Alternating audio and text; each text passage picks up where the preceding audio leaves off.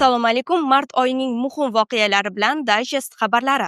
Mart oyi O'zbekiston texnologik metallar kombinati uchun xalqaro maydonda muvaffaqiyatli boshlandi. Jumladan, mart oyining ilk kunlarida Kanadaning Toronto shahrida dunyodagi eng nufuzli va yirik konchilik anjumani o'tkazilib, unda O'zTMK delegatsiyasi ham ishtirok etdi. Konferensiya doirasida O'zbekiston kuni ham tashkil etilib, mamlakatimizning mineral boyliklari, ularning strategik ahamiyati va investitsion salohiyati xalqaro maydonga taqdim etildi. Anjuman yakunida 40 ga yaqin xalqaro kompaniyalar va investorlar bilan hamkorlik bo'yicha kelishuvlarga erishildi. Shuningdek, Germaniyaning Anzaplan va Kanadaning FLS kompaniyalari bilan muhim hamkorlik memorandumlari imzolandi.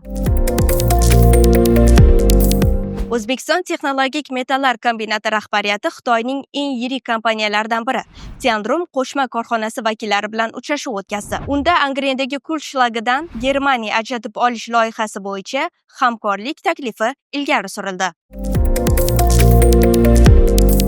O'zTMK va Alisher Navoiy nomidagi O'zbekiston Milliy kutubxonasi o'rtasida hamkorlik memorandumi imzolandi. Ushbu hamkorlik doirasida ikki tashkilot rahbarlari texnologik metallar bo'yicha adabiyotlarni, sohaga oid ilmiy tadqiqotlarni qo'llab-quvvatlash hamda ilmiy manbalarni keng ommaga taqdim etish maqsadida yangi platforma yaratishni rejalashtirmoqda. Dehqon sanoati va geologiya vazirligida Kuvaytning Action Group Holdings kompaniyasi ijro qo'mitasi a'zosi boshchiligidagi delegatsiya va vazirlik rahbariyati o'rtasida uchrashuv bo'lib o'tdi. Unda O'zTMK vakillari ham kombinatning O'zbekistonni global kritik xomashyo bozorida muhim ishtirokchiga aylantirishga qaratilgan strategiyasi taqdimoti bilan ishtirok etdi. Shundan so'ng tomonlar Toshkent shahrida joylashgan texnoparkka tashrif buyurib, soha bo'yicha ilg'or texnologiyalar va ish jarayonlari bilan tanishdilar.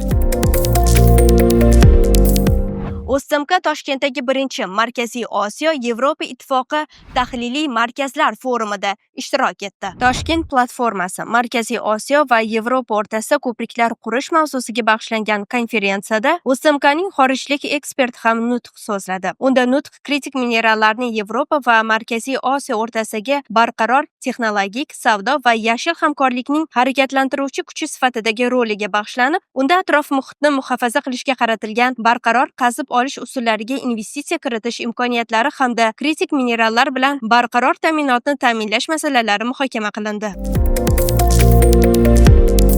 Chexiya poytaxti Praga shahrida O'zbekiston va Chexiya o'rtasidagi savdo-iqtisodiy va investitsiyaviy hamkorlikni rivojlantirish maqsadida tadbir tashkil etilib, unda O'zTMK boshqaruv raisi maslahatchisi ham ishtirok etdi.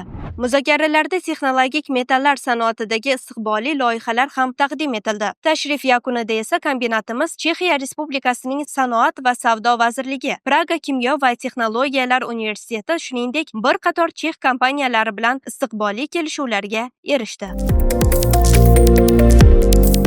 Ma'lumotlarimiz shulardan iborat edi. Salomat bo'ling va bizni kuzatishda davom eting.